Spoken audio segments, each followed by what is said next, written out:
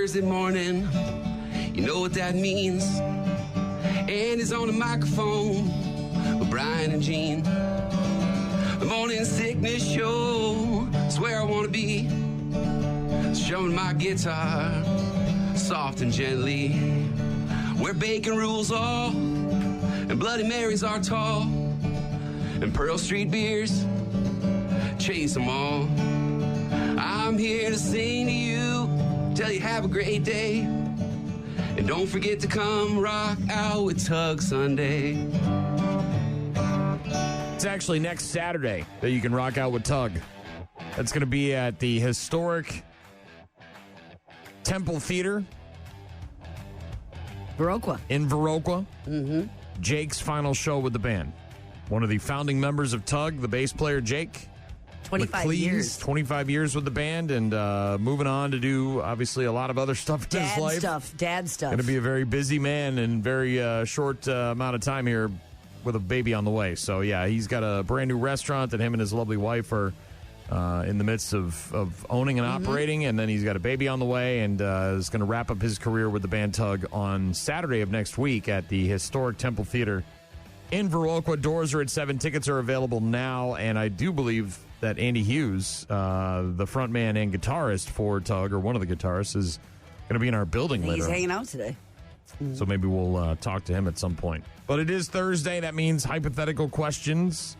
We'll do that later on. Also means Office Cora. Couple of things to talk to her about today. We're going to get her recap of the Riverfront Revolt. Mm-hmm. She was in town for that. Yeah, she was here last weekend. Sent me a text very late asking for a ride to her hotel.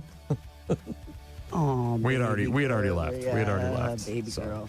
Okay. But I'm assuming she got back safely because I saw her the following night. And then we'll, of course, find out what she's up to this weekend in the 715.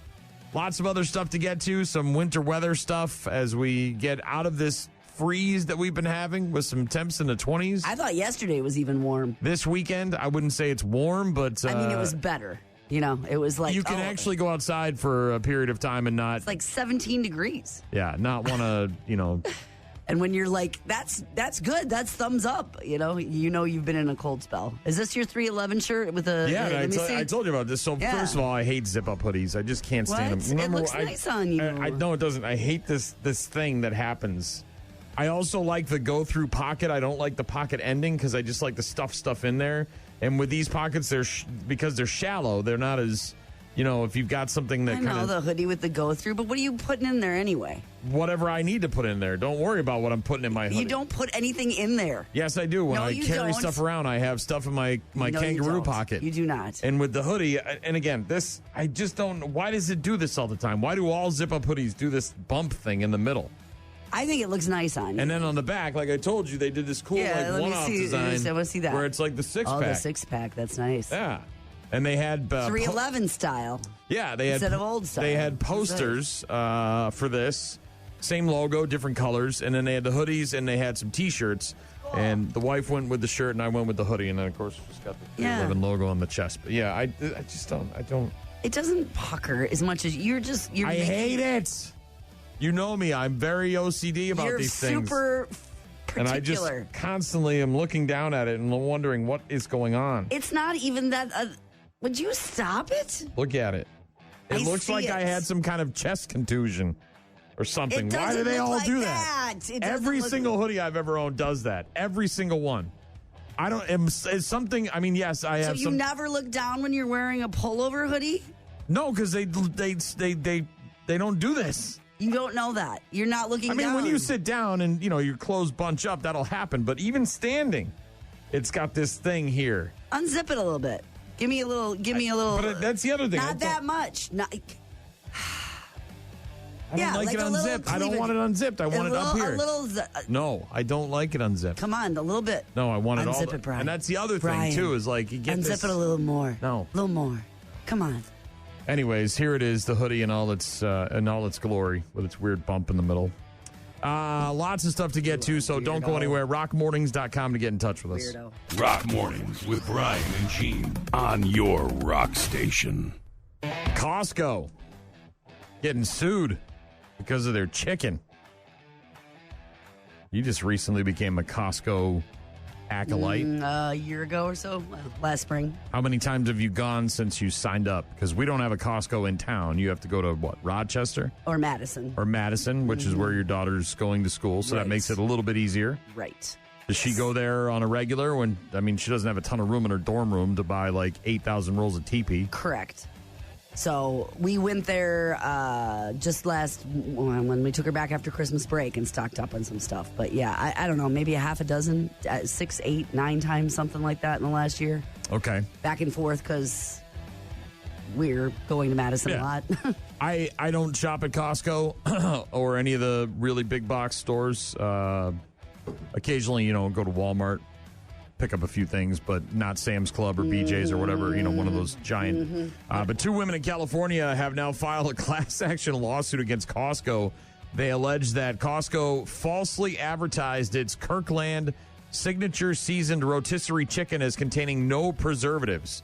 Apparently, the rotisserie chicken is very popular. It does have preservatives. It's like $5 or something like that for an entire rotisserie chicken, which is a hell of a deal. They claim that the chicken is made with 2 added preservatives, one of them being sodium phosphate, the other one being carrageenan, whatever the hell that is. But Bianca Johnston of Big Bear and Anastasia Chernov of Escondido claim the rotisserie chicken actually contains preservatives, even though they say that it doesn't have any preservatives. They allege that as a result of the false advertisements, Costco violated consumer protection laws in California and in Washington, where their headquarters are located. Right. They were listed on the label, but they were buried in small print on the back. Obviously, both safe to eat and approved by the FDA, but not a true statement. Yeah, obviously truth in advertising. Both plaintiffs claim they would not have purchased the rotisserie chicken if they knew about the preservatives. They intend to purchase it again in the future, but cannot rely on Costco's preservative-related representations for the product and yada, yada, yada. Lawyers speak. Contradiction. So, yeah, I'm guessing they're just looking for a payout from Costco. Meanwhile, Gerber, speaking of products, they have a recall on baby biscuits nationwide. Gerber recalling a popular snack product over potential contamination with paper and plastic pieces. It's the last thing you want to hear. Yeah, the company announced the voluntary recall of its arrowroot biscuits just a few days ago. 21 affected batches of the snacks, which are meant for infants over 10 months old. Yeah, they're like soft chews kind of, so you can... The 21 affected batches of the 5.5-ounce snack, which are sold across the U.S. as well as in other countries, may contain soft plastic and or paper pieces that should not be consumed. The material comes from an arrowroot flour supplier who initiated a recall. Consumers who have purchased the impacted Gerber arrowroot biscuits should not feed this product to their child. Yeah. You think? Shouldn't. Yeah. Wisconsin has already had a candidate drop out of the gubernatorial race. The guy who was first in is now first out. Washington County Executive Josh Schulman dropping out of the Wisconsin governor's race. He was the first Republican to enter the governor's race. He would suspend his campaign and announce that a day after President Donald Trump endorsed another candidate, U.S. Representative Tom Tiffany. He said, I want to give glory to God for his grace and blessing in all circumstances. I want to congratulate Congressman Tiffany and his supporters for receiving President Trump's endorsement. I wish Tom great success in November. If we could focus on the people of Wisconsin rather than fighting with one another, we can make Wisconsin the place to be, not just be from. So one of the candidates dropping out already. Last but not least, UPS cutting thousands of jobs, 30,000 nationwide in 2026. Reducing their shipping work that they do for Amazon. I was just going to say, I saw Amazon cut 16,000 earlier this week. Crazy to me because my neighbor Lori basically is keeping Amazon afloat. It feels like it, right? It looks like it. I mean, we got Amazon drivers in our neighborhood at 7:30 at night dropping off packages. Earlier this week, during a quarterly call, a plan was presented to save $3 billion this year for UPS. That plan includes the cutting of up to 30,000 positions and reducing operational hours by 25 million. The CFO said this will be accomplished through attrition and we expect to offer a second voluntary separation program for full-time drivers.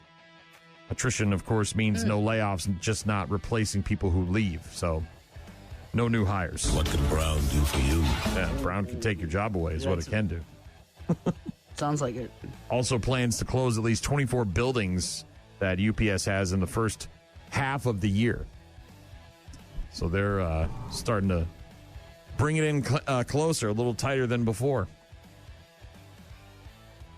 It's Rock Mornings with Brian and Gene. Apparently, Motley Crue won their lawsuit against former member Mick Mars. See that?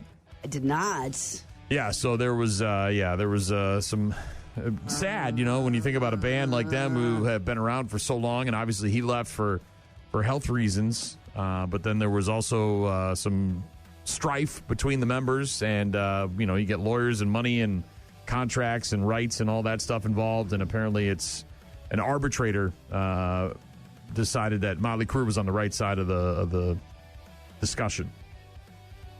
Nikki Sixx celebrating on social media. Ugh, that's sad. Bitter back and forth. Yeah, very bitter. He has, I don't know. His degenerative disease is horrific. Yeah, terrible. And then to have to deal with all this on top of it, and you feel bad for Mick. And the band apparently going to continue on, though, without him. They wanted to cut his share of profits from their earnings, 25% from Motley Crue Inc., and claimed he never resigned. But he says, I never resigned. I retired due to health issues. That's what happened. Can't do it. They don't have enough money that you can figure that out, man. Money, man, it changes people. I know. Changes people. Yeah. Sad. Here they are now, Motley Crue, Wildside. Rock Mornings with Brian and Gene. Find them online at rockmornings.com. Super Bowl's next weekend. Why do we have to wait? Waiting 2 weeks for the game is so freaking stupid. Dumb. Yeah. Is it, though? But Drake May's going to need it because he has got a shoulder injury. He was listed as limited.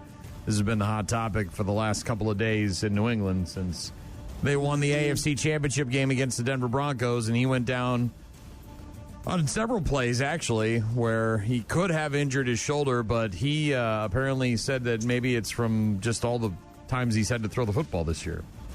They played 20 games, and that's a lot more than he's played in the past. So he's on the injured list? Is that the deal? Yeah. One day until the first practice for Super Bowl 60, Patriots said quarterback Drake May wouldn't have been a full participant had they practiced Wednesday because of a banged-up right shoulder. So he is officially listed on the injury report as limited. Mm-hmm. There's no way he's going to miss the game, but obviously that resting up a couple days can't be good when you're talking about a starting quarterback. John Blackwell, 23 points, including the last 7 in the final minute of the game. The Badgers rallying last night to beat the shorthanded Minnesota Gophers 67-63. I mean, you have to tip your hat to the effort put forth by Minnesota tonight. Unbelievable effort. Awesome up for 3. No good. Tapped out by Grove. The final horn sounds and an amazing comeback for the Wisconsin Badgers tonight. Yeah, 20-point deficit they overcame last night. Badgers are now 15-6 on the season.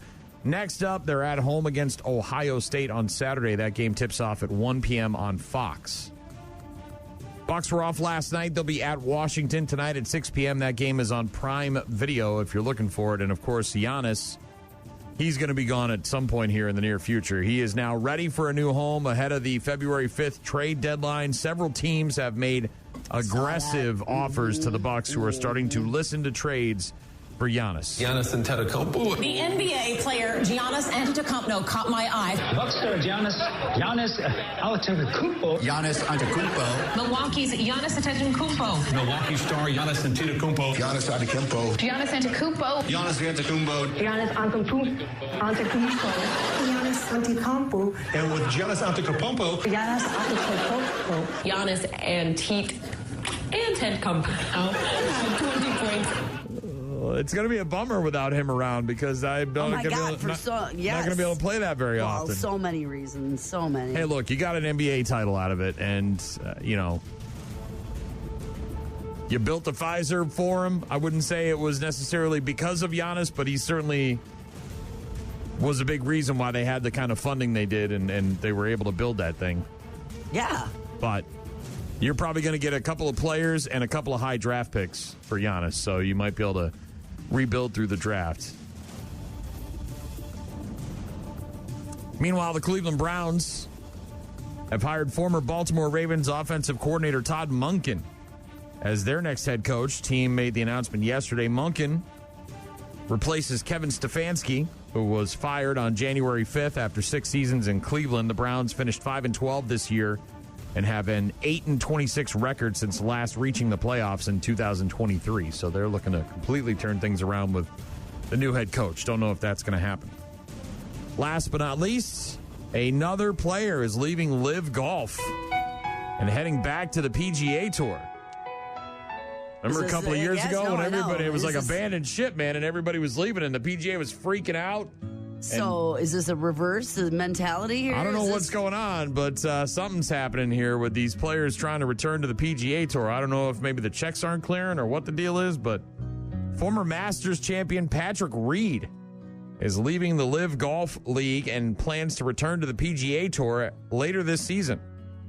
Reed won his lone major championship at the 2018 Masters. He resigned from the PGA Tour shortly after joining the Live Tour in June of 2022. He said, I loved my time on Live. I became a different person because of the friendships of players I've made. Family is my priority, and playing closer to them is what really matters. I can't get days back. So he's guising it as I want to spend more time near my family, but I don't know, man. There's got to be some other. There's got to be some other reason for these guys leaving, because that was initially the thought, right? They're leaving the PGA to go to Live and make more money, and the PGA even said, "All right, we're going to rearrange and make more payments, and we're going to, more money and payouts and all that stuff." And I don't know what's going on here, but these golfers are now, well, a couple of them at least, the ones who can afford it, because there's a severe penalty for leaving the Live and coming back to the PGA. So. Yeah. Patriots are going to wear white. Did you see that? Yeah, they chose to go with the all whites. Yeah, they made that announcement like really fast. They made that like on Monday after the AFC Championship game that they were going to be wearing the all whites, which is the same thing that they wore in Denver, which sort of didn't work out in the second half when the snow was coming down, because it's like, all right, well, we're in a blizzard and I see a bunch of dudes in white out there and I can't really determine where you are. Patriots designated the home team for the Super Bowl, so they have the first choice of what to wear, and they decided to go with their road outfit, which is white. So, yeah, and they keep playing that stupid commercial, the thing you were talking about yesterday with the fan thing. That includes your airfare, and there's a meet and greet with David Andrew and all this stuff. Yeah. Trying to turn it up when my wife's at home for lunch and like. What do you think about this tiny investment? We're not going. It would never happen. I don't have any of that money. Not a single dollar of it. Rockmornings.com just got a text from Cheryl, said, good morning, guys. Could we hear some Wayland or Nickelback for my birthday boy this morning? Mike turns 55. Happy 55th to Mike. I could definitely do some Wayland or some Nickelback for him on his birthday. Thank you for the text. Appreciate it. Lots of stuff to get to. Of course, Hypothetical Thursday. We'll ask each other some questions later on. We're going to talk about the winter weather. Office Core is going to join us, and we'll get to bad news, happy music as well. Rock Mornings with Brian and Gene on your rock station. What's the date? The exact date. Welcome to January 29th. What's so special about today? It is National Puzzle Day today. It's puzzle time. Next puzzle is a riddle. That is just a piece of the puzzle. It is National Puzzle Day. Life is a puzzle. Sure is a puzzle. Happy National Puzzle Day. It's showtime. National Puzzle Day. Also, Curmudgeon's Day. Know anybody who's a curmudgeon? I don't think so. It just means they're grumpy all the time, right? Our coworker's getting close to it, but no, not yet. Me? No. The other guy? A little bit curmudgeon-y. Could be curmudgeon-y. Free Thinkers Day. And apparently it's National Corn Chip Day. So that could be like either a tortilla or like a Frito? Salsa. Queso. Salsa. Guac. Just had some yesterday. National Corn Chip Day. National Puzzle Day. Nacho. I love puzzles. Wife, on the other hand, oof. I'm with your wife on this one. I tried to do a puzzle with her one time. She lasted about 5 minutes. Not doing I was that. like, thanks. I'm not doing that. My husband loves them too. Oh. No, thank you. Love them. Love puzzles.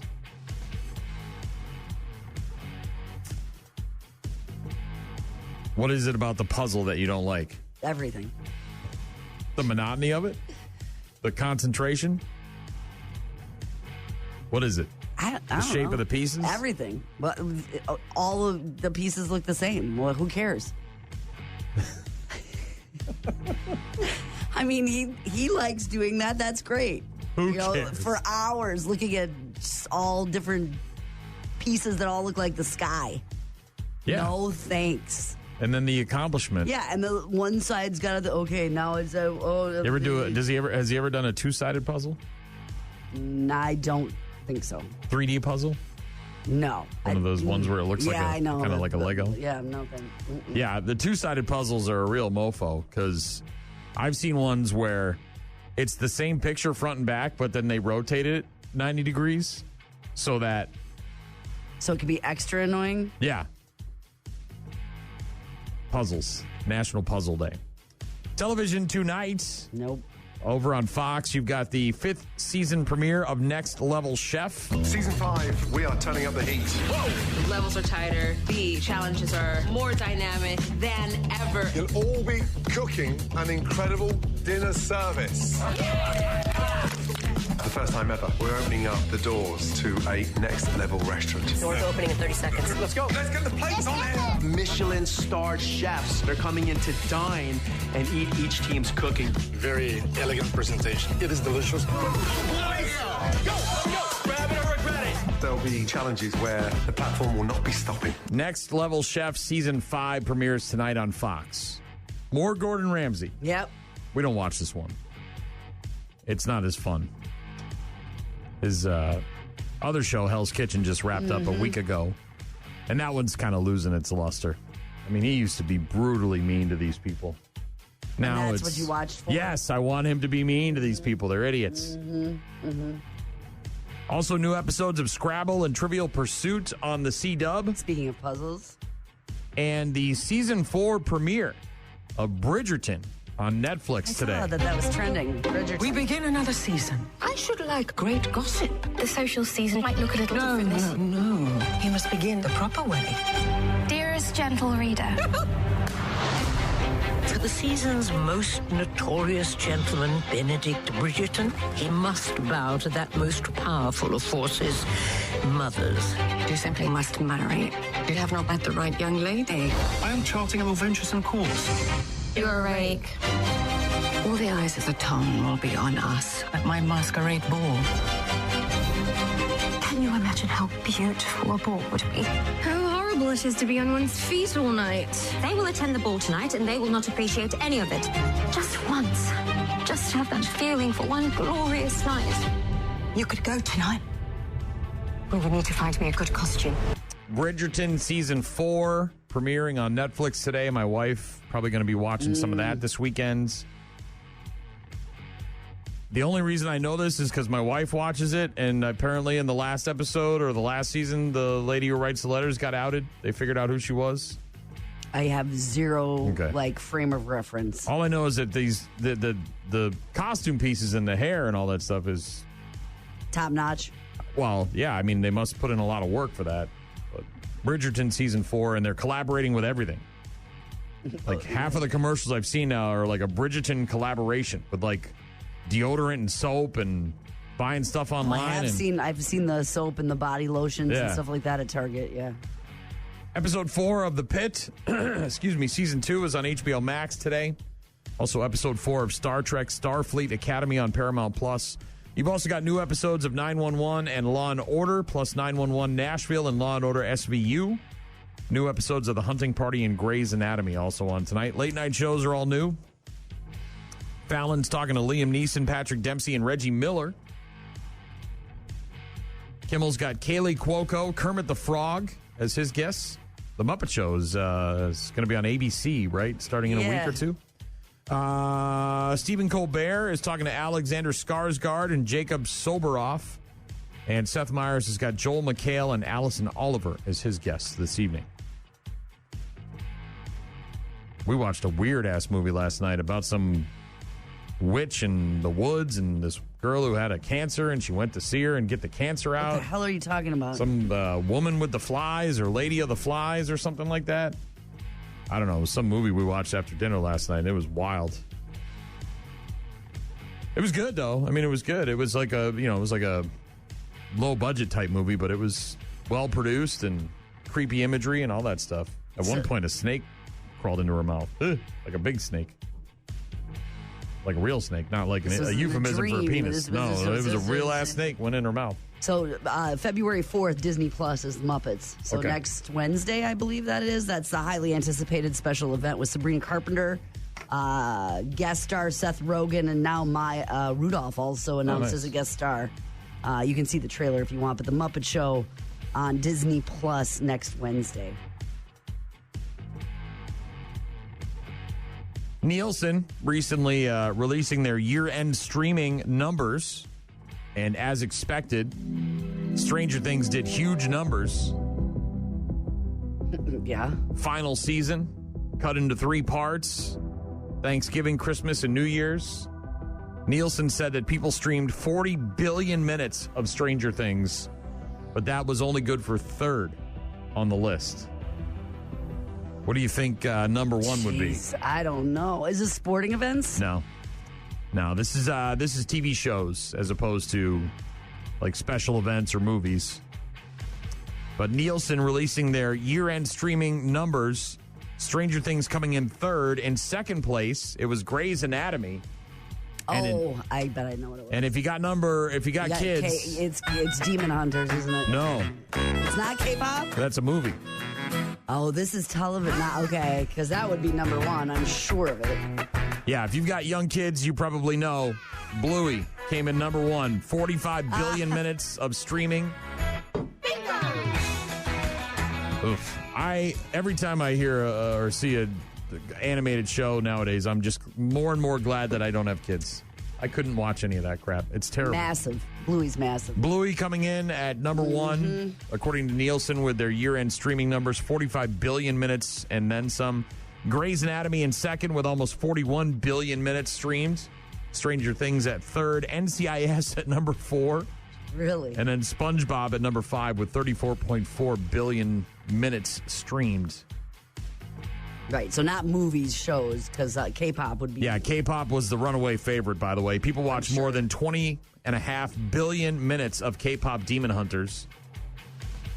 They split it into 2 different categories for the movies. One was for kids and one was for general interest. K-pop Demon Hunters, number 1 on the kids list, followed by Moana 2 and then Despicable Me 4. As for general interest, Happy Gilmore 2. Sandler still got his fastball. Yeah. The nostalgia was there. For real, okay. Yeah, Happy Gilmore 2 topping the list for general interest movies. Nielsen streaming numbers, they say about 7 billion minutes streamed, beating out Wicked. That's a feather in the cap right there, man. Wicked came in at 2nd, with 6.8 billion. And then you've got the Jamie Foxx and Cameron Diaz spy comedy Back in Action that came in 3rd. With 6 billion. Yeah, it's strange, huh? That took a left turn. Right? But Nielsen dropping their streaming numbers, year-end streaming numbers, and K-pop Demon Hunters, no big surprise. Very popular. Along with Happy Gilmore 2.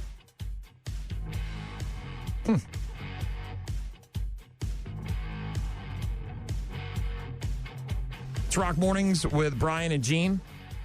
Got a request from Cheryl for the birthday boy. Wanted to hear some Waylon or some Nickelback. Happy 55th birthday, Mike. Here's your Waylon. Rock Mornings with Brian and Gene. Find them online at rockmornings.com. Do you know where Tishigan, Wisconsin is? You familiar? Like Michigan, but with a T? Yeah, it's spelled like Michigan, but it's pronounced Tishigan, is my guess. It's over by Mukwonago. Okay. Sort of in between Mukwonago and Burlington, Wisconsin, over by the eastern side of the state, Milwaukee. So east of East Troy. headed over to the lake. Geneva, kind of Elkhorn, sort of in that area. Looks like there's a lot of water there. Yeah, there's a lot of lakes. And you know what happens this time of year? They're frozen and there's fishermen and women with their vehicles out on the lake. Yeah, I don't think this guy had his vehicle out there. It's on the Fox River, yeah. But he was out there trying to ice fish and he fell in. And a bunch of strangers that live in the neighborhood there heard this guy screaming for help. Got together and got out on the ice with some paddle boards that they had for recreational use in the summertime, and were able to pull this guy out from the ice. I was in the house, and I thought I could hear somebody yelling for help. So then I came outside, because I couldn't see him. I proceeded out by him, and he was very coherent, and he says, I'll be okay. And then I just went out there towards him. That's one of the biggest things about Wisconsin and the people that live here is that we are always willing to help other people. The first voice you heard is Michael Mossman, who's lived along Tishigan Lake for almost 20 years. You could hear a voice in distress and then... Yeah, shut off the TV, listened, and heard someone yelling for help. So then I came outside because I couldn't see him. He called 911, grabbed a paddle board. Genius. Before heading out onto the ice to reach the man who had fallen through while getting ready to do some ice fishing. Mm-hmm. Neighbors recording video showing this guy and others using the paddleboard to help pull the man to safely. The fire captain there, Mike Borchardt, said rescues like this highlight the risks of winter activities and also the importance of preparation. Mm-hmm. Mm-hmm. Fire officials said the conditions on Tishigan Lake can change quickly and may not always appear dangerous at first glance, but that guy fell in the ice and was able to be rescued thanks to some quick-acting neighbors. The first and most important thing to keep in mind is no ice is ever 100% safe, so always plan for that. Apparently, the guy that fell through the ice was wearing flotation gear, so he did prep in that way, which helped keep his head above water until the help could get there. Yeah. Crazy, right? Tishigan Lake. Dude went in the ice. Elsewhere, this is in Cincinnati, and we had I don't know if it was a rule, but it was sort of an unspoken thing when I worked for the city of Manchester, New Hampshire, many years ago. And I was a garbage man, but if it was wintertime and it would snow, you would get done with your garbage route, and the big trucks, which had the wings on the side, those plows operated on different controls, and so they needed a wingman to drive with the driver. And the wingman would operate the wing plow. And one of the rules was you would plow by the hospital first. That was always like the first go-to try and clear those roads, ambulances, make sure they can get in and out safely, emergency, all that stuff.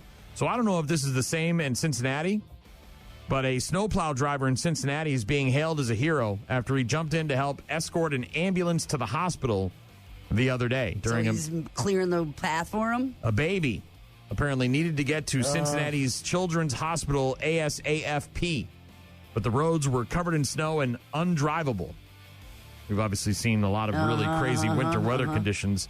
The guy's name is Joe Estes. He's a snowplow driver, called it the most important assignment of his career.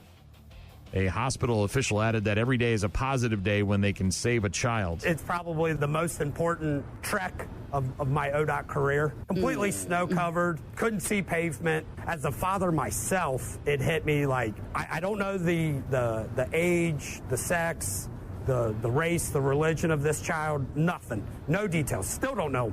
And it was, get this child to this hospital for whatever they need. By no means am I the hero. I'm just a truck driver.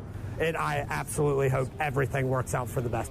They've actually got one of those like highway cams that snapped a picture of him and his plow truck in front of the ambulance, and you can see quite clearly that he's clearing the way for this ambulance. Yeah, it's whiteout conditions, and there's snow blanketing the entire highway both directions. Joe Estes said, "I've been here for 3 years. This is the first time I've had to think outside the box." He was asked to escort the ambulance when a call came into the Department of Transportation saying, hey, look, we've got a kid that needs to get to the hospital, and this road is kind of a mess. Need some help. Yeah. More than 7 years of experience as a snowplow driver, said he'd never done anything like it before. Ambulance crew said the situation was nerve-wracking at first, but the moment that they saw Estes leading the way, they felt a sense of relief. Oof. Even some video of this guy from those cameras along the highway plowing the way for this emergency vehicle to get this kid to the hospital. Job. Very good job. Mm-hmm. Well done, sir. Got a text from T-Stet. Said, good morning, Brian and Gene. I was wondering if there was room for some old school Korn or Disturbed on the playlist this morning. Thanks and have a good day. There certainly is. Bedrocks. That's what those bands are. Foundation. Could definitely get to some Korn or some Disturbed here in just a bit. If you want to get in touch with us, you can visit our website, rockmornings.com. We've got Office Cora coming up in just a bit.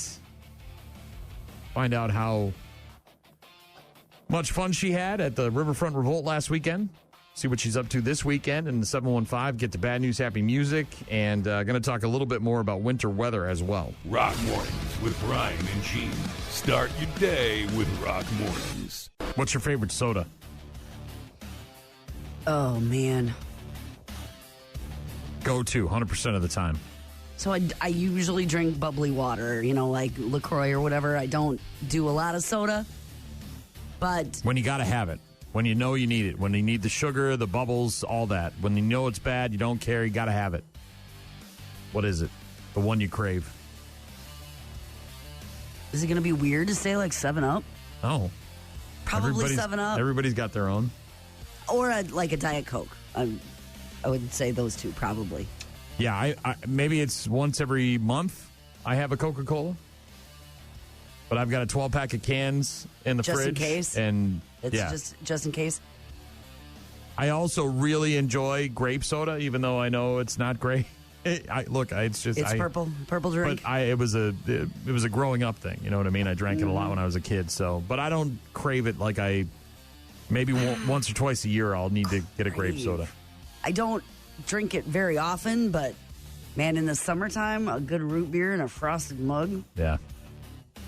Yeah, a Sprecher. Or oh, my God. Something along those lines. 1919. Yeah, that's delish. Well, a lot of sodas, of course, have jingles. They have for a long, long time. Mm-hmm. Not any different than any other business. A jingle helps you sell your product. Pepsi, of course, has had jingles for a long, long time. Pepsi Cola, it's the pot, 12 ounces, that's a lot, twice as much for nickel too.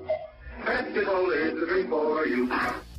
Not only jingles, but taglines. Coca-Cola with have a Coke and a smile. Coke is it. I'd like to buy the world a Coke. All that stuff. The biggest taste you will ever get. Coke is it. Coca-Cola is it. Dr. Pepper. Yeah, is this a Dr. Pepper girl? Has got several, or has had several, of course, in its history. Most recently, they've been doing the little sweet thing. It's a sweet one. Isn't that Diet Dr. Pepper as opposed to regular Dr. Pepper? Well, as you mentioned. Yeah. The girl behind the jingle, behind the internet that won the internet. So dumb because there's nothing to it. There's literally nothing to the song. But a girl went viral about a week and a half ago for coming up with a jingle for Dr. Pepper. I have a theme song for Dr. Pepper, and it goes like this. Dr. Pepper, baby, is good and nice. Doo-doo-doo. Dr. Pepper, baby, is good and nice. Doo-doo-doo. Dr. Pepper, baby, is good and nice. So, obviously, you can hear her original version there, which was online on her social media accounts, and then they liked it. Well, it caught on. That was the deal. I don't know how much they liked. They had to because it had so many. Brought her in and they re-recorded it, and then they apparently, allegedly, paid her like $2 million. That's the rumor. Rumor has it the woman scored a $2 million payout for her several seconds of fame. So, of course, now everybody and their grandmother is jumping on the soda jingle bandwagon. Yeah.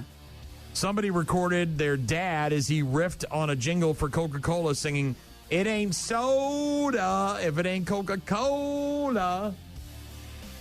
It was beautiful because it was unique and completely generated, with the internet winning. You can't just fake those things and recreate them.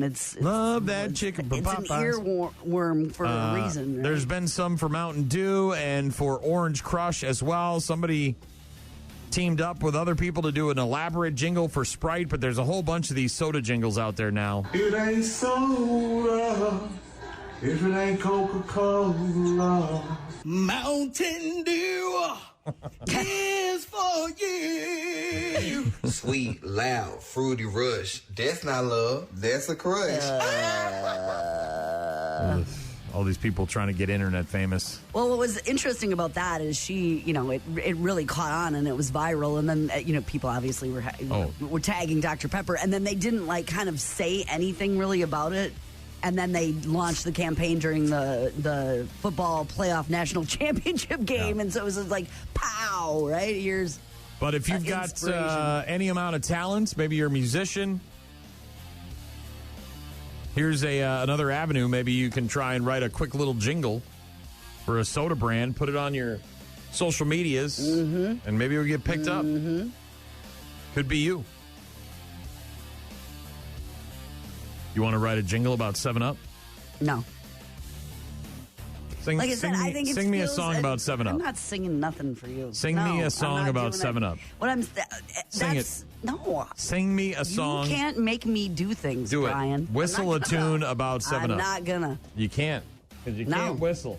And that's what I'm saying. You can't force something to go viral either. You know what I mean? It just happens. That's just happened that way. Nothing I could come up with for Coca-Cola would be better than what they've come up with already. $2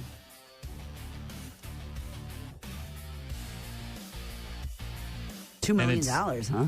That's the rumor. That's the rumor, right? That's the rumor. I mean, that seems like a lot. It does. It does seem like a lot. But I don't know. What's a PR highlight go for these days? Well, unless they're, are they going to sell more than $2 million worth of Dr. Pepper because of what she did? Well, it becomes top of mind stuff, right? Yeah. Top of the funnel.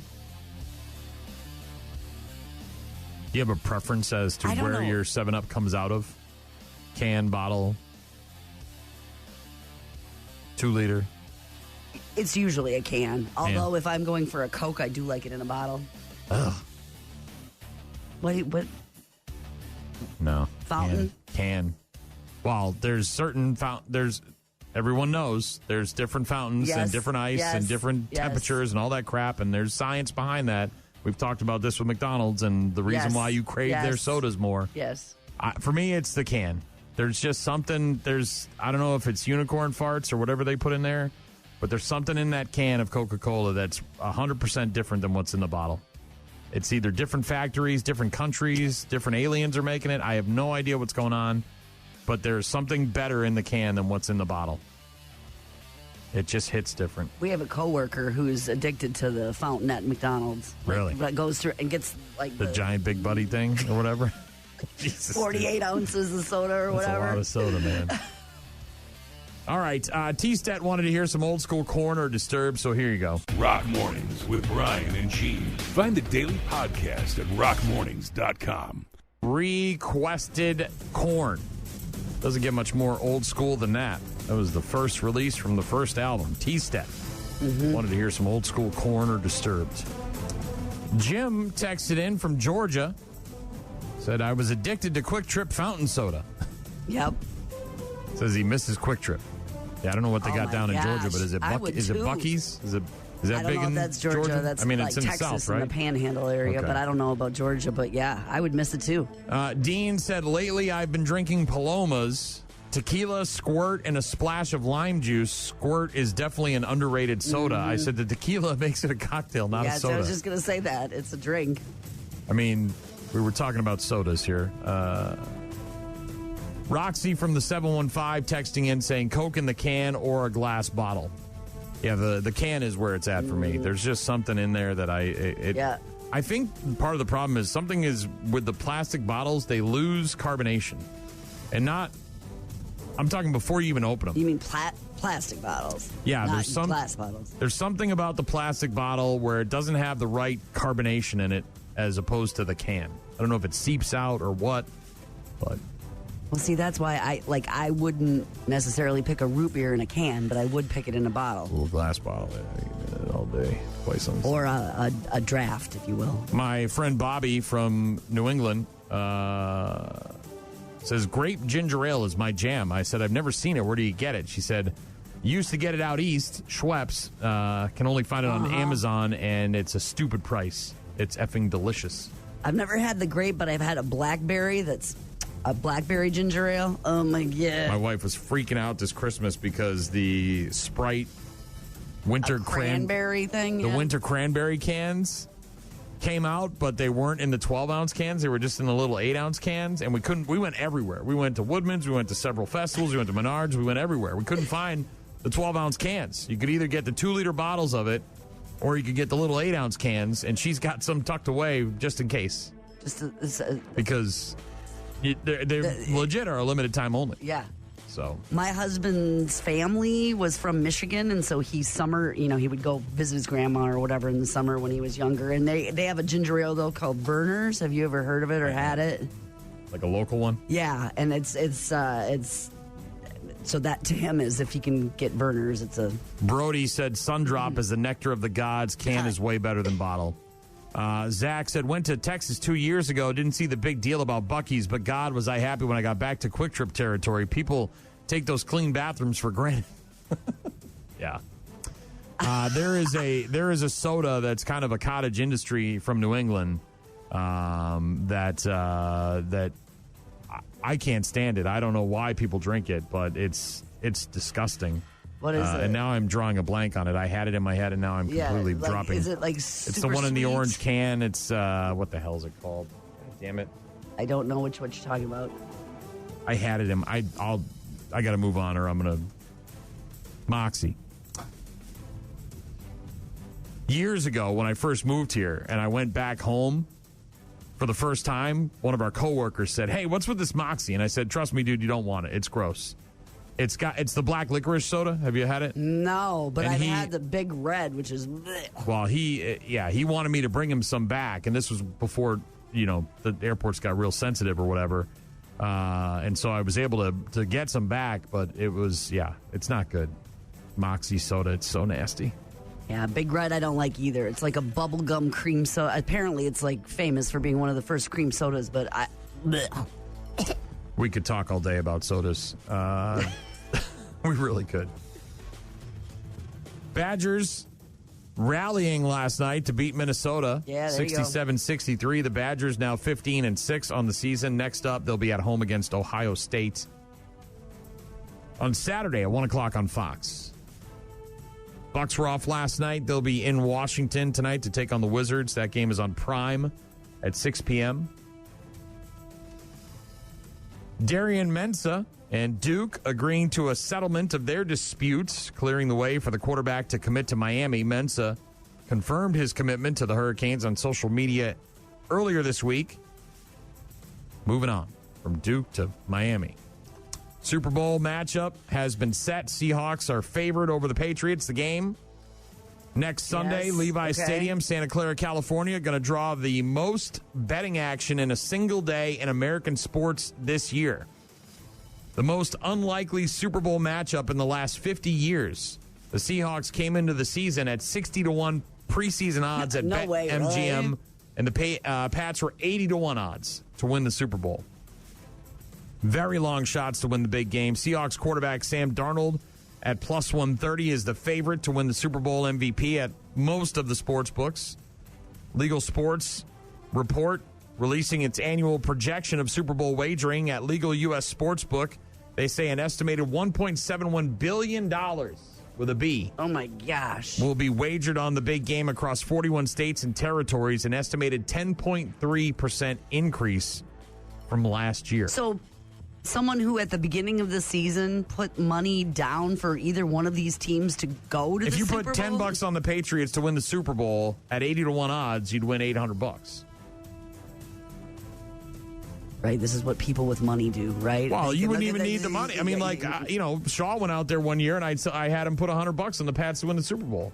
I didn't win because they didn't make it, but they were much better odds that year. But I just being a Pat, but Do you think people that have money like that just put money on every team? I'm sure they do. Right, like every team to win the Super Bowl. Because the long odds pay way better than the short odds. Last but not least, you're familiar with the band Ghost? I am. One employee at Orlando's Kia Center thinks that Ghost cursed their favorite NBA team with their performance before an NBA game. Now, they didn't play at the game. They played like the night before. In the theater. In the arena. In the arena, yeah. Yeah, so we remember vividly the satanic panic that was going on in the 80s with playing records backwards and hidden messages and subliminal stuff, Ozzy and Judas Priest. Yeah. And they had to have trials, and there were people getting sued, Yes. and, it was crazy, right? Yes. Satanic panic was a thing. It even bled into Stranger Things there with Eddie and the Hellfire Club and all that stuff. A Reddit user recently posted a theory about the recent struggles of the Orlando Magic after Ghost played a concert at the team's home venue. The post was initially shared on Reddit, but it's been deleted since. So somebody, however, managed to capture it before it was deleted, and they've shared it on their socials. The post went right up after the Orlando Magic lost at home to the Charlotte Hornets back on January 22nd, so a week ago today. The author of the post shared his disappointment at the quality of play and proposed that Ghost and their super satanic vibes had somehow left some bad mojo in the building after their concert earlier in the week. They got to get Kyrie over there with some sage, just like he did with the Celtics in Boston. In the since-deleted post that was teased with the heading, quote, Kia Center needs holy water, the author wrote, "So I work at Kia. The night before we got blown out by Charlotte, there was a concert there by this rock band called Ghost, and I'm not even exaggerating, super satanic vibes. Devil imagery, stained glass church setup, chanting Lucifer. Have you met all Ghost? types of weird stuff I'm not into at all. I was mad as hell. I was forced to sit through that, LOL." Could it be So, yeah, this guy obviously is a vendor or a security person at the arena. Selling hot dogs and had to be there for the Ghost. That's how they make their money, right? It's not just always NBA games. Had to be there for the Ghost concert and said, Ghost should reach out with a VIP package or something, Fly them and have them the VIP experience. See us backstage without our masks and makeup and costumes. We're just regular dudes trying to make a buck. Satanic vibes. That's funny. Our hypothetical questions for each other coming up next. Rock Mornings with Brian and Gene. Weekdays, 6 to 9. Rock Mornings with Brian and Gene. Hypothetical Thursday. Asking each other hypothetical questions. Mine is a very well-known dilemma. And I've asked you a question similar to this before, but see how you answer this one. A train is speeding out of control, and there are 5 people tied to the track in front of the train that will likely get run over. But you have the lever that can switch the tracks and make the train divert its course and go in a different direction. Unfortunately, on that track, there is one person tied to the track who could also get run over and killed by the train. Do the needs of the few outweigh the needs of the many? Which way are... So am I saving 1 or 5? Is that what you're asking me? Are you directing the track? Yes. The train dilemma. This is a very well-known So I suppose the one person's like test. Gandhi or something too, right? Is that the deal? It's like... No, they don't have to necessarily be anybody in particular. But you don't know that. A runaway train... speeding down the track towards 5 people. 5 people or 1? Tied up, I'm unable to move. 5. You're standing next to the lever. If you pull it, the trolley, the train, switch to a different track, but there's one person on that track. Probably the 5 then, yes. I'm saving more than yes. You're going to kill a human being with the train. I have to do it either 5 human beings or 1 human being? Is that what you're asking me? Maybe. But maybe by the 5th person that jumps off the track. You never know. Maybe they all live. Maybe it just, injures them badly. Yeah, then 5. I'm saving the 5. Saving the 5. Yes, of course. You're going to kill. And then the one is Mother Teresa, right? That's what we're doing here. The one is like some sort of, right? Second coming, and You're going to run over Yes, Jesus with your train. yes. That's Jesus what you're doing. train. Yeah. No, of course. Gene's taking the 5 over the 1. Mm-hmm. Obviously. I thought about your question when I was driving home from work yesterday. Yeah. Why is that? I don't know, because I knew that we were going to have Hypothetical Thursday, and I was driving home, and I'm like, okay, this is going to be my question. Gene goes for the 5 over the 1 in the classic train derailment scenario on Hypothetical Thursday. And her question for me? I think that you're going to choose the first answer, and I think that maybe you won't have really thought about what that totally means. But would you rather... Macaroni and cheese. No. Would you rather be alone forever or always be around other people? Oh, alone forever. I know you. I knew you were going to say that, but don't you think solid? I got no problem with solitude. None whatsoever. I think you would, though. Nah. That's like Are we talking like there's no one else on Earth, or I just am not around anybody? You're not around anybody. Okay, so there's other people I can't be around them. So am I like confined to a space? Like a solitary confinement kind of thing? Like in a jail cell? See, because these are, like, if it's the end of the world and no one's around and I just get to walk around and do whatever I want and go into people's houses, hell yeah, man, sign me the F up. I want that. You've seen too many movies. I want that. I am obsessed with end of the world scenarios. Obsessed with them. I love them. I love thinking about it. You emerge from the hospital after being in a coma. Yes, walking around, picking up the money and drinking Pepsis, and I got a wacky-ass haircut. There with a dog. Hell yeah. It's just you. Hell yeah. Drinking water out of a toilet. Always be alone or never be alone. Well, look, life is short, so take the one that makes you happy. And being around... By yourself with no other people? Again, is there power? Do I, what is this scenario? Because, again, if it's in a jail cell, then give me people all the time. I'll suffer through it. Suffer through people.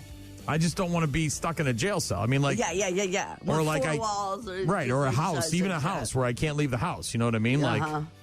But if it's a world where no one's living except me, I'll make that work. I'll make that work. What, Twinkies and a dog and a walking stick? Don't even need the dog.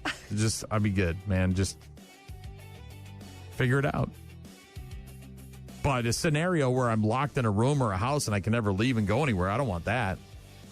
I also don't want to be around people all the time.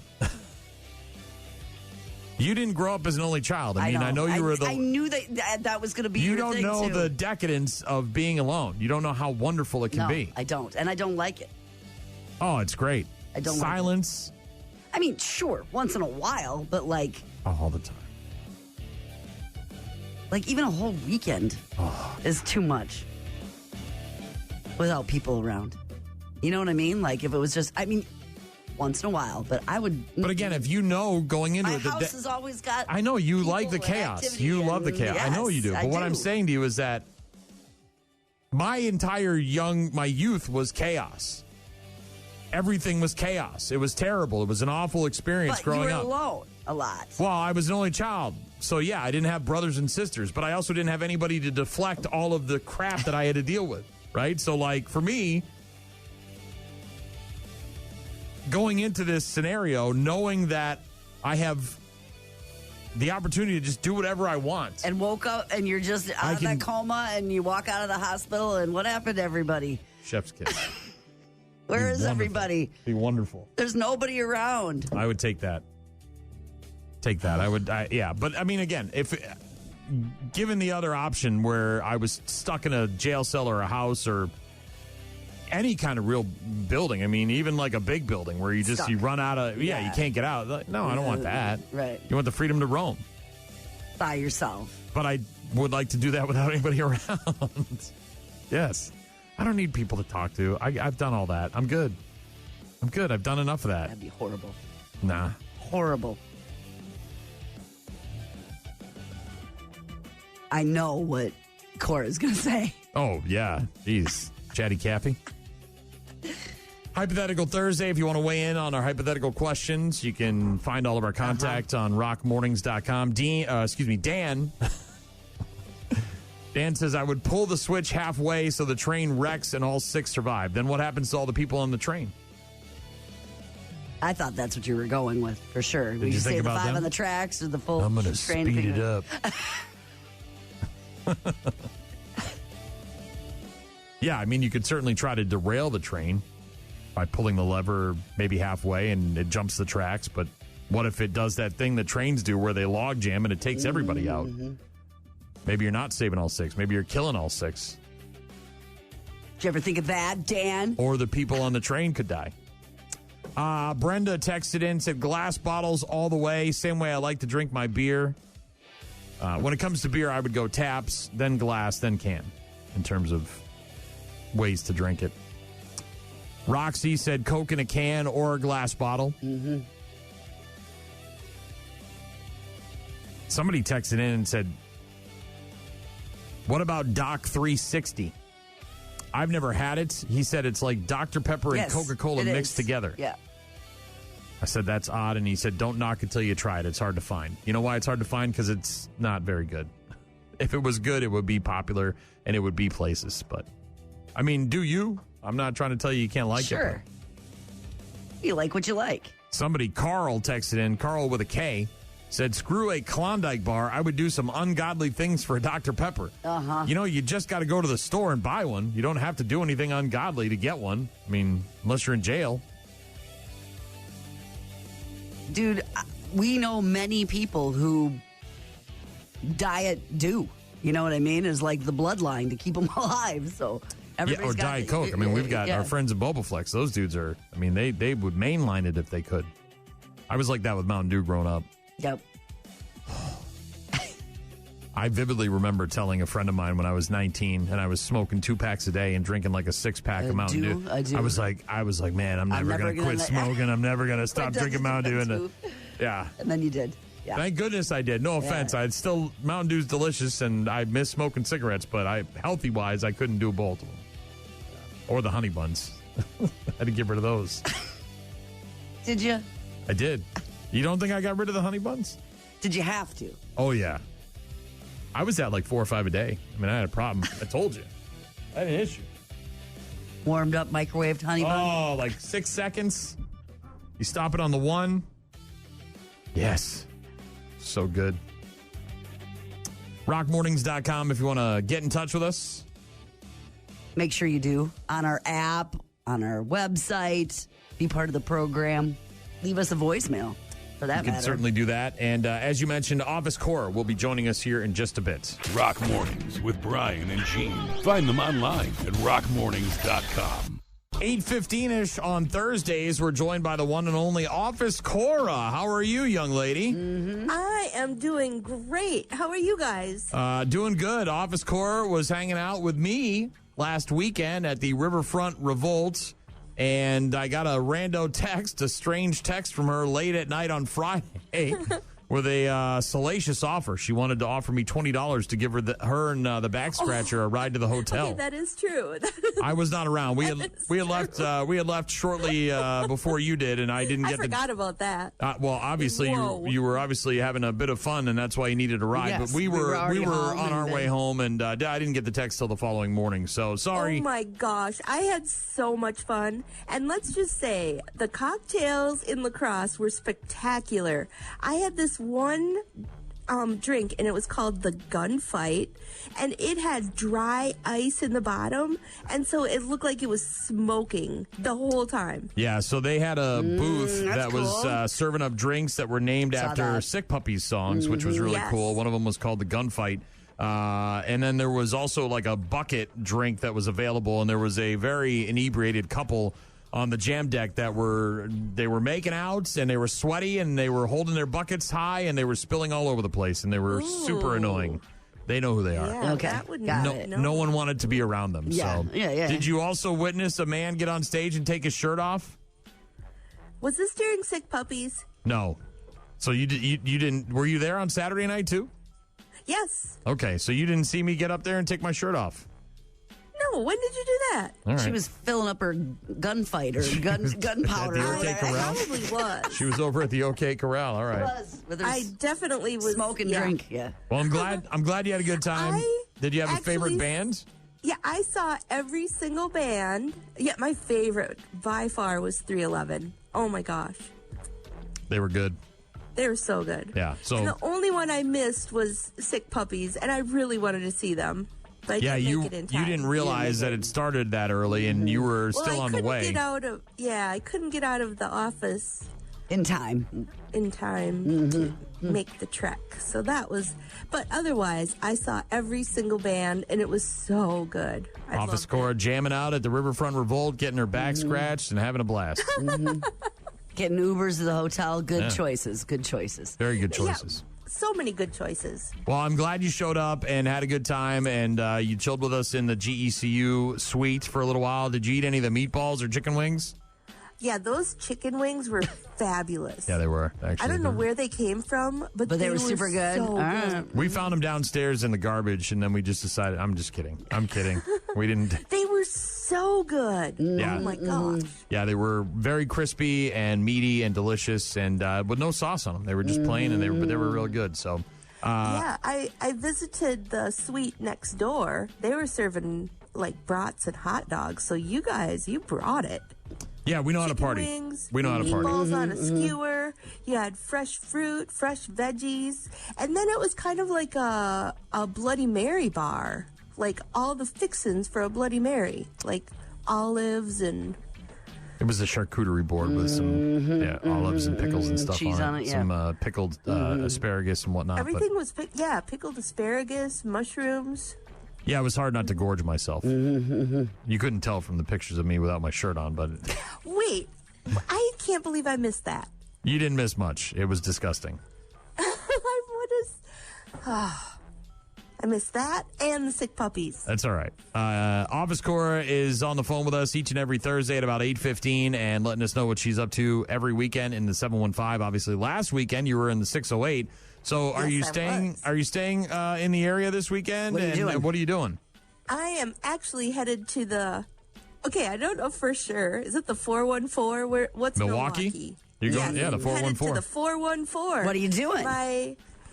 My son moved there, bought a house, and we have to drive a U-Haul to take the rest of his belongings. How many people are strangers are going to live with him in his house? 0. That's sad.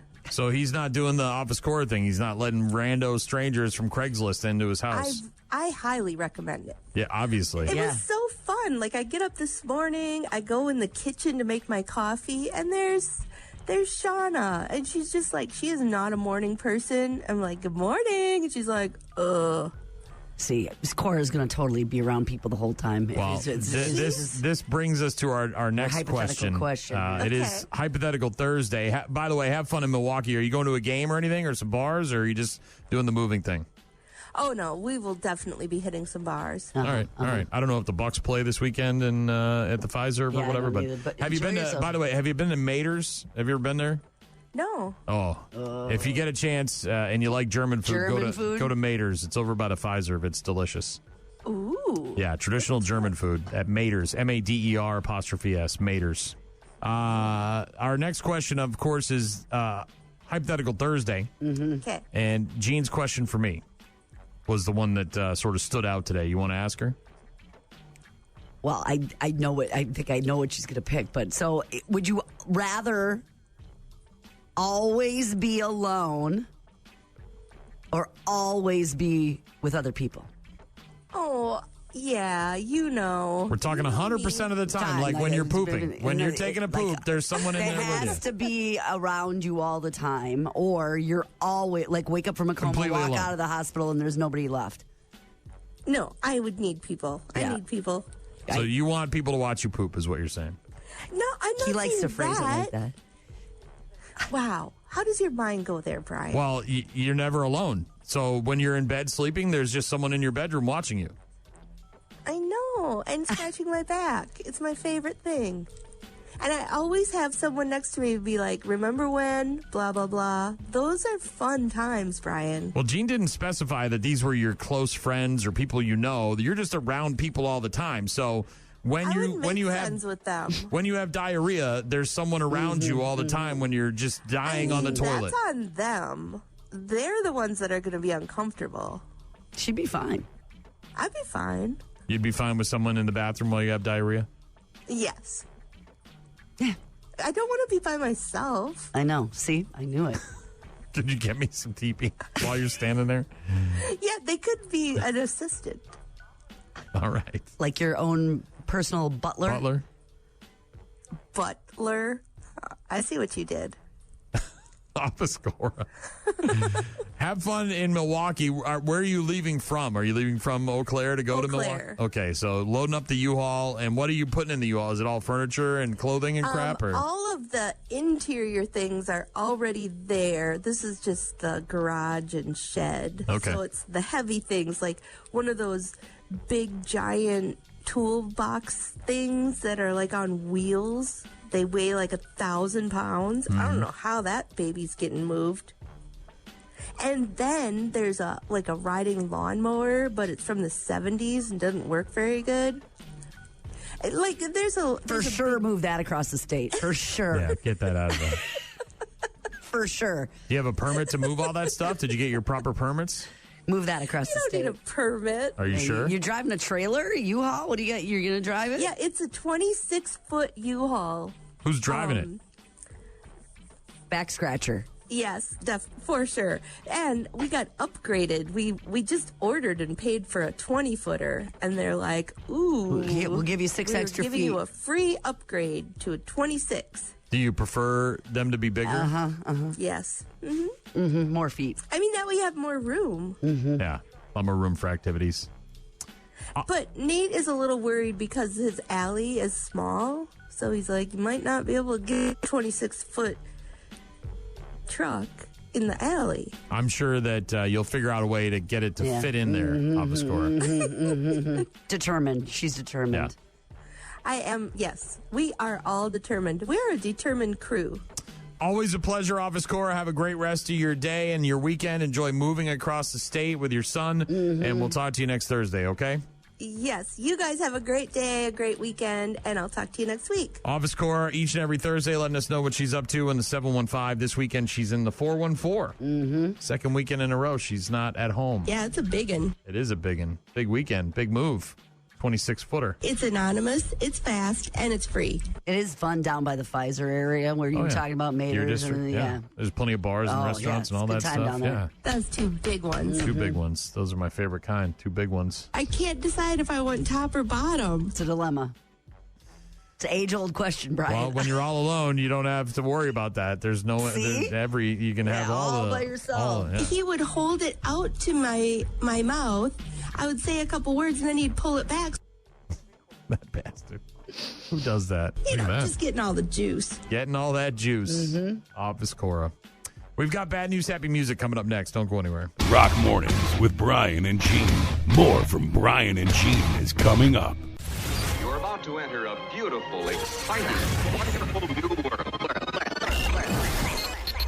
A cockroach living in your nostril. Now that's just nasty. Add in some haven't pooped for 30 days. Poop is raining from the ceilings. Poop. And sprinkle in some hashtag Florida Man for flavor. Florida man. Florida man. Florida man. Florida man. Florida man. Florida man. Florida man quits his Burger King job, steals all of their chicken nuggets. It's bad news. Bad news. With happy music. Let's rock. Well, this is insane. What? Like hundreds of thousands of Indian youths, and this is Indian as in India. Yeah. A 20-year-old kid named Suraj Bhaskar. Yeah. Dreamed of becoming a doctor. Okay. To make his family proud. Unfortunately, there's a lot of competition.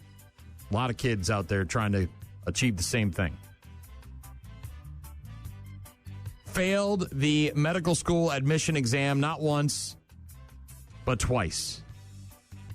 So this kid, 20-year-old from India. Wants to be a doctor, but can't get past the first hurdle. Failed which is the first two. So then he just started doing it out of his garage? No, he went a different route. He went a completely different route here. Siraj stands accused of resorting to a shocking gesture to get into medical school. Police suspect that he cut off his own foot and made it look like he was a victim of a violent assault so he could get into medical school under the institution's disability quota. I don't even like feet. Oh, my gosh. This guy cut off his own foot in an attempt to get into medical school because they have some sort of quota for disabilities for people who are in a wheelchair or have missing legs and feet and stuff like that. Indian law mandates a 5% reservation for people with disabilities in government and government-aided higher education institutions, including medical colleges. So here's the guy. Yeah, here's a guy that cut off his own damn foot. They found out because his older brother informed police that unidentified assailants had attacked his brother in a village, leaving him unconscious with a severed foot. A case was registered. Police launched an investigation. That ended up finding out a lot of inconsistencies in this dude's story. Hell, I can get you a toe by 3 o'clock this afternoon with nail polish. Yeah, I don't need just the toe. I actually need the whole foot. Police recovered a diary belonging to Siraj in which he had written, "I will become an MBBS doctor in 2026. Also obtained some statements from his girlfriend about his obsession with getting into medical school.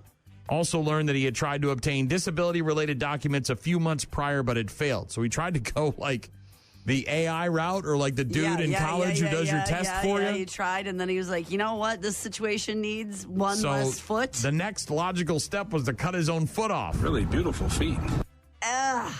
According to a medical report, his foot had been cleanly cut off, most likely with a machete.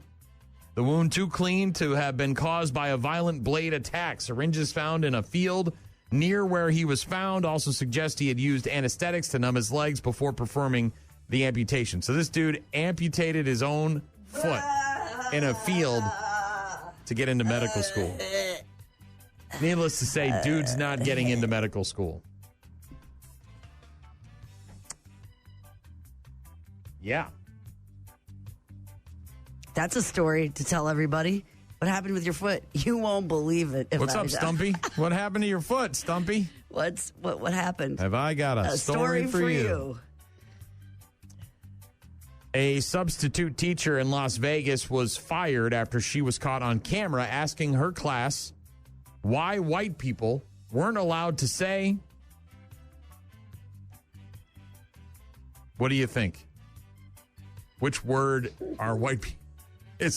Which word is not allowed? She asked her class that? Apparently. This is a high school. A substitute teacher in Vegas fired after she was caught on camera asking the class why white people weren't allowed to say the N-word. This video, by the way, has gone viral on TikTok. White substitute at Centennial High School posing the question to her classroom about the N-word. Screw you! You're fired! Yeah. Video showed the teacher addressing a bunch of kids in a sophomore class. I want to know why, when black people are amongst each other, they call each other the N-word. Like, this person was so curious about it that they waited until they were in front of a classroom to ask the question? Maybe she thought that the kids would be cool with it. I don't know, but the teacher's use of the racial slur caused the class to obviously erupt in shock. One student walked away with his hands in the air, others gasping, started laughing in awe before the teacher responded, exactly. When a white person says it, it's like, OMG. It's like an act of something. What is that? Yeah, they fired her, by the way. Substitute lack of judgment. Teacher. Yep. Is that really something you're that worried about? That's what I... Shortly after, principal of the school sent an email to students informing parents that the substitute was no longer employed by the Clark County School District. Yeah. They're not happy. Yeah. Teacher hasn't been identified, by the way. Yeah. I'm sure the people there know who she is, but... we're going to Florida. Here we go. Got a couple from Florida. Hashtag Florida man. A 61-year-old man has been arrested and charged with aggravated child abuse after a child allegedly attempted suicide. Oh. Police were called to the home for a suicide threat. Officers found a juvenile who had been reportedly trying to hang himself with a belt was unsuccessful. Said he could no longer tolerate the ongoing mental and physical abuse in his home. Following an investigation, Joseph Anthony Mazzella arrested and charged with 1 count of aggravated child abuse. This kid was getting beat so bad by his dad that he tried to take his own life. The juvenile told investigators he reportedly stole a laptop from school and hid it under his mattress. Mazzella became angry when he discovered it. Mazzella allegedly called the child worthless, hit and punched him repeatedly in the head and torso with fists and broomsticks, and then threw a clothing rack at him. Another kid in the home told interviewers and investigators that the victim was locked in his room for months and given a bucket to use as a toilet. Mazzella allegedly acknowledged locking the victim up for extended periods of time and hitting him. He allegedly compared the victim to Mike Tyson during his interview and said the juvenile could take a hit to the jaw with little to no reaction. Yeah. So this guy's trying to toughen his kid up, according to his own words.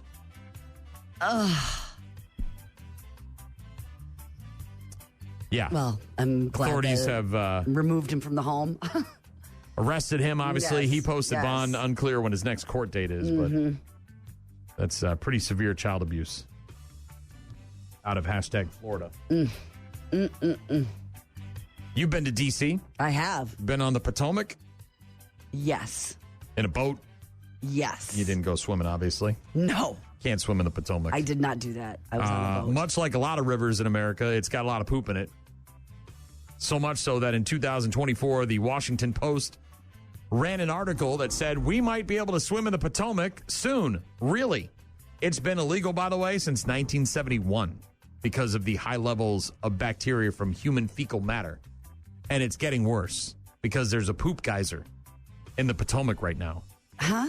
There is currently a poop geyser, a geyser of poop water flooding into the Potomac River thanks to last week's collapse of a sewer line carrying wastewater from Virginia to Maryland, or Virginia and Maryland, and now it's getting into the Potomac. I'm glad that DC Water's come up with a plan to try and divert the flow and minimize the impacts of the river.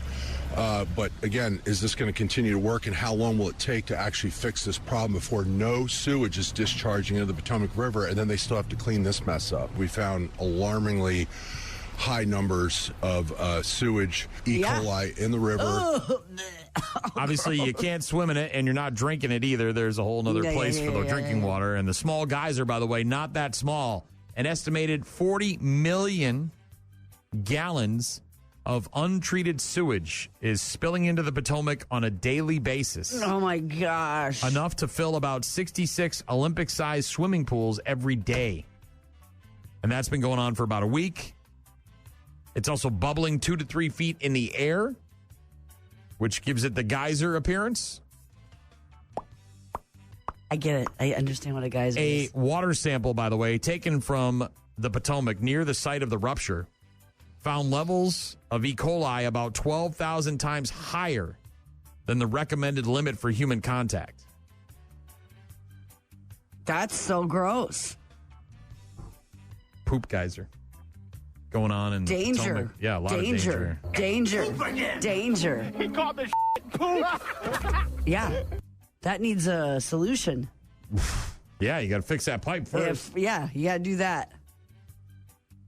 Fix that pipe first. Ugh.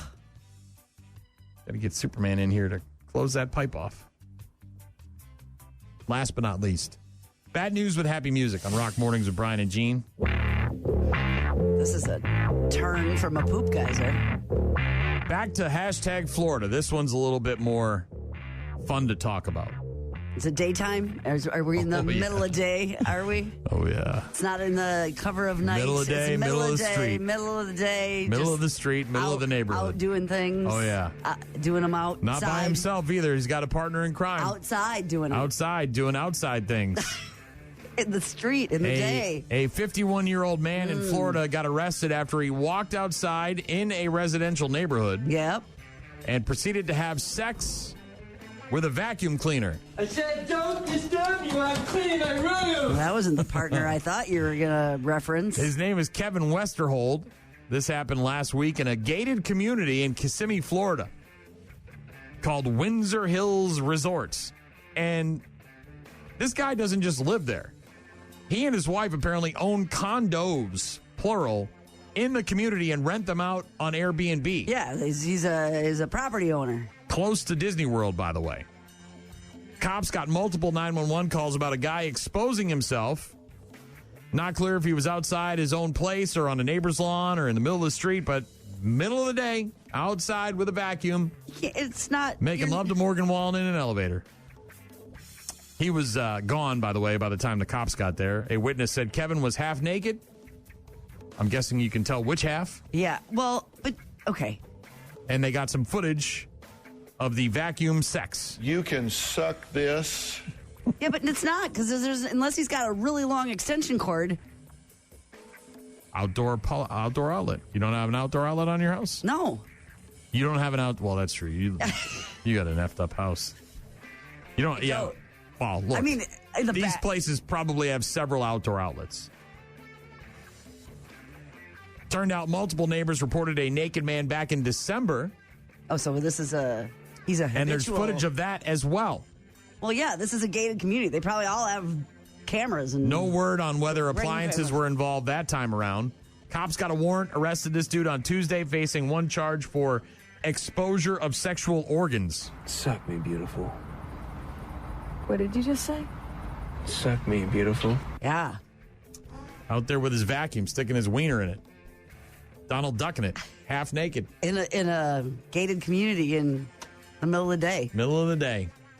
The victims that observed this behavior provided a statement and a cell phone recording of a male partially Are you clothed getting this? in front of a residence I'm getting it. engaged in sexual performance Sure with a vacuum cleaner.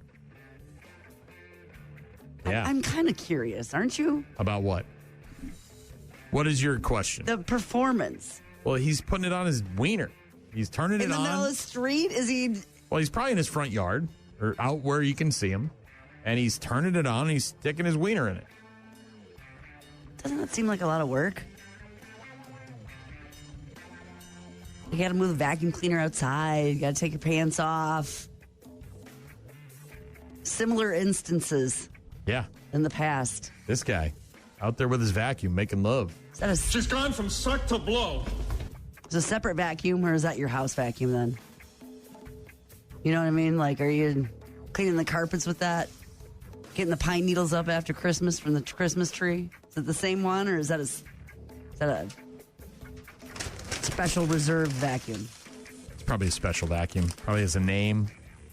Is it like a, handheld little, like kind of the dust buster? No, you got to have the tube. You got to have the tube. You might even, fancied it up a little bit. A little at-home DIY project. What, bedazzled it? There's a lot of tutorials on the internet, Gene. That's all I'm saying. A couple of sponges, rubber glove, couple rubber bands. You're good to go. Just saying. What kind of vacuum? One that sucks. Does it? I'm guessing. If you're doing it multiple times, yeah. Dyson? I don't know. I have no idea. Bad news, happy music on Rock Mornings with Brian and Gene. We'll get to our daily check-ins after the Foo Fighters. Rock Mornings with Brian and Gene. Find them online at rockmornings.com.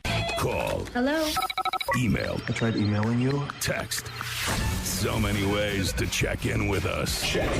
We rely on you guys for traffic updates, requests, and all sorts of other stuff. Check this out.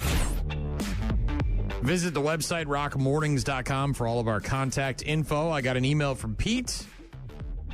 He said, hey, Brian, I just noticed on the Mammoth The End album, the Mammoth has an extra space on the bottom of the letter M. How do they even do that? Like the M is up a little higher? I don't know. Graphic design? Photoshop? He said if you could play some Cowboys from Pantera or some AC/DC, that would be great. In Kentucky, they have Ale 8. It was a good pop. Some sort of soda or carbonated beverage. No, thanks.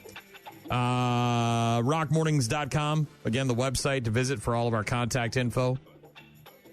Roxy from the 715 said Coke in the can or glass bottle. We were talking about sodas earlier this morning. Also, just got a text from Kevin.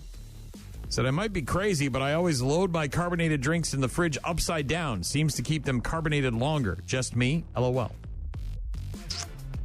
Probably not just you. I've never heard of that, but give it a whirl. Most of the time, we buy them in 12-packs, so they just stay in the 12-pack sideways, as opposed to loading them in upside down. But do you, man? Whatever you feel like doing. Marnie texted in and said, The View is Joy Behar. The Talk is Sharon Osbourne. She also said, Brian's going to be dead in a month if there's no people. He's going full bore into all those bad habits. Yeah, I don't have to go to the doctor. I don't have to go to the dentist. Well, I don't have to answer. Nobody's here. I don't have to answer to anybody. It's just me. And honey buns. My endless search for honey buns. Yeah. Yeah, those first couple of weeks might be a real blur. You know what I mean? And then one day you wake up and you're like, oh, I got to get a hold of this ship. I got to grab onto the steering wheel here. Somebody, Jesus, take the wheel. Yeah, thanks, Marnie. Zach also letting us know that it was Sharon on the Talk. And she left in 2021, and The View is with Whoopi Goldberg. He also said that he went to Texas 2 years ago, didn't see the big deal about Buc-ee's, but God, I was happy when I got back to a Quick Trip territory because those people take clean bathrooms for granted. There is something really nice about knowing when you come back to the Midwest that when you see the Quick Trip sign, you know exactly what you're going to get, and you can feel confident enough. Look, nobody wants to go to the bathroom in a gas station. That's a given. But there's going to be Quick Trip people do the best, right? Out of all the places I've been, the truck stops and all the... They make sure. Yes, it seems like the best place to do your business if you got to do it. Jim texting in said he was addicted to Quick Trip fountain soda. They have apparently racetrack stations in Georgia. Some sort of local gas station chain. Okay. Also wanted to know how I quit smoking. I said I just sort of quit. Much like all the other things I quit in my life, I just sort of quit. It's a fried yeast pastry with honey and a swirl of cinnamon in the dough, and then it has a glazed icing on the top of it. I know what it is. I'm well aware. Okay. Shorty said, I'm with Brian on this one. I would choose to live alone. It's nice and quiet. Too many people in one place sucks. Yeah, Dan said that I would pull the switch halfway so the train wrecks and all 6 survive. Or the train could wreck, kill everyone on board along with the 6 people tied to the tracks. He said if it's a runaway passenger train, it would eventually wreck anyways. I'd still derail it. Some people just want to watch the world burn. I guess so. One of those people is Dan. Brody said beer is better in a glass bottle for sure. Grain Belt for the win. Brenda said glass bottles all the way. Same way I like to drink my beers. Carl said he would do ungodly things for a Dr. Pepper. Had he another likes him some pepper. Hunter texted in about Doc 360. It's a mix apparently of Dr. Pepper and Coke. At least it tastes like that. We also got a couple of voicemails. One of them about Hypothetical Thursday. Are you allowed to have a dog or a pet on this hypothetical scenario? Yeah, well, we talked about that. Yeah, I think so. Just no people. Yeah. And we also got a voicemail from someone. That's dedication, Brian. Not quite sure what the reference was to because we talked about a lot of things this morning, but thank you very much for the voicemails. I gotta send you this video. I'm watching What are they making out of the honey bun? Is it a burger? Oh man, dude! It's a burger. There's like with the honey bun buns? Yes, it's a food truck, and it looks in Florida. Yeah, I've seen it. Yeah, Tampa. All 5 flavors. Yes, I got it. Yeah, all five of them. I haven't had a honey bun in who knows how long. But this one has years. I've been able to resist. Has like nacho cheese on the top of the burger, and obviously it doesn't look like I'm resisting the honey buns, but yeah, I've just moved on to other things. Thank you very much for the correspondence. Have a great rest of your Thursday. We'll talk to you tomorrow.